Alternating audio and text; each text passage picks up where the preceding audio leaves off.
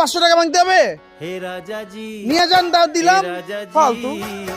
আমি এখন যে জায়গায় দাঁড়িয়ে আছি এই জায়গা থেকে আমার বাসার দূরত্ব প্রায় হচ্ছে যে আপনার 30 থেকে 40 টাকা রিক্সা ভাড়া, এবং আমার পকেটে হচ্ছে 500 টাকার নোট, আমার পকেটে আর একটা ছিটা ফোটাও নাই। মামা 500 টাকা ভাঙতে হবে, চা নাস্তা খেলে হবে না? দেখছেন এর থেকে কষ্টের আর দুনিয়াতে কি আছে? এই পুরো খিলগাঁও এলাকা বন্ধ, এই বন্ধ জায়গাটার মধ্যে আমি আসলে এখন 500 টাকা ভাঙতে কিভাবে, বাসায় কিভাবে যাবো? আসসালামু আলাইকুম, 500 টাকা ভাঙতে হবে আপনার কাছে? ও থ্যাংক ইউ সো মাচ।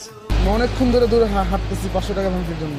ধন্যবাদ আপনাকে, অসংখ্য ধন্যবাদ। দোয়া রাখেন, আসসালামু আলাইকুম।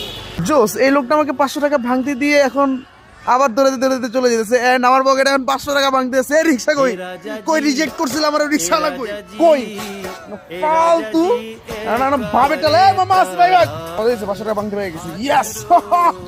সকালবেলা অনেক পেন খেয়ে গেছিলাম, যাই হোক সুন্দর সকাল, আর একটা চিপস খেতে পারতে পারবো।